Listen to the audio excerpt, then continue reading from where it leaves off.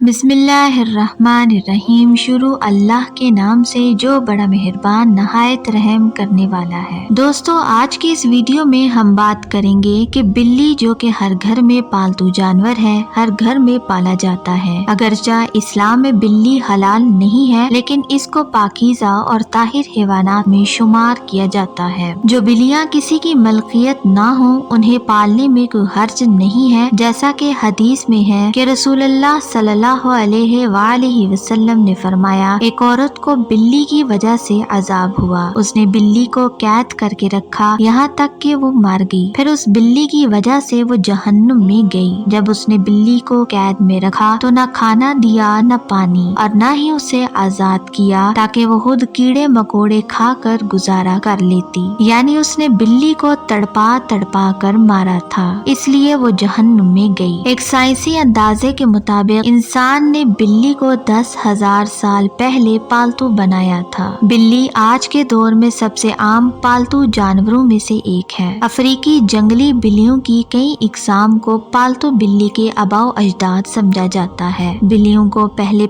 शायद इस वजह से सुधाया गया कि ये चूहे खाती थीं और अक्सर औकात जहाँ अनाज महफूज किया जाता था वहाँ उन्हें पाला जाता था। लेकिन बादशाह इनको इंसान के दोस्त और पालतू जानवर के तौर पर भी पाला जाने लगा। पालतू बिल्लियों के जिस्म पर छोटे या लंबे बाल होते हैं, जिनकी बुनियाद पर उनकी इकसाम और नस्लों का तायुन किया जाता है। आपको वो हदीस बताते हैं जिसमें बिल्ली के मुतालिक जिक्र किया गया है। रवायात से ये बात साबित होती है कि बिल्ली अगर खाने में से कुछ खा जाए या पानी पी जाए तो वो पलीत और निजस नहीं होता। हजरत आयशा रज़िया ताला अन्हु फरमाती हैं कि मैंने रसूल करीम सल्लल्लाहु अलैहि वसल्लम को बिल्ली के बचे हुए पानी से वजू करते हुए देखा है। जहाँ तक घर में बिल्ली पालने का सवाल है तो फुकहा का कहना है कि घर में बिल्ली पाली जा सकती है। ऐसा करने में कोई हर्ज नहीं, क्योंकि बिल्ली ना ही मोजी जानवर है और ना ही निजस है। हर शख्स को मालूम है इसमें कोई नुकसान नहीं, बल्कि बिल्ली घर में रखना फायदेमंद है। ये घर में पैदा होने वाले कीड़े मकोड़े और चूहे वगैरह खा जाती है। माहिरीन के मुताबिक बिल्ली के प्यार में अल्लाह ने डिप्रेशन के मर्ज का भी इलाज रखा है। दोस्तों, यहाँ हजरत शाह शम्स तबरेज से मंसूब एक वाकया बयान करते हैं। हजरत शाह शम्स तबरेज रहमतुल्लाह अलैह से पूछा गया, आप कहते हैं कि बिल्ली का रोना इंसान के लिए बेहतर नहीं होता, ऐसा क्यों है? आपने फरमाया कि खलकते आदम से लाखों साल पहले जब जमीन पर जिन्नात रहते थे, कुछ मखलूकात से जिन्नात नफरत करते थे तो कुछ से प्यार। वैसे जिन्नात का राजा अजाजिल, जिसकी एक बीवी थी जिसका नाम कबीरा था, वो बिल्लियों से प्यार करती थी और उसके आसपास बिल्लियां हुआ करती थीं। और यूं जिन्नात और ये बिल्लियां साथ साथ रहने लगे, प्यार करने लगे। बिल्लियों की जितनी भी नस्ल जमीन पर मौजूद थी, उसे कोई तकलीफ होती थी तो उसका बदला जिन्नात लिया करते थे। लेकिन जब अल्लाह ने जिन्नात की ताकत को महदूद किया और उनके लिए सिर्फ रात को रख दिया तो ये सिलसिला जानवरों और जिन्नात का टूट गया। लेकिन कबीरा ने कहा कि ऐ मेरे अल्लाह,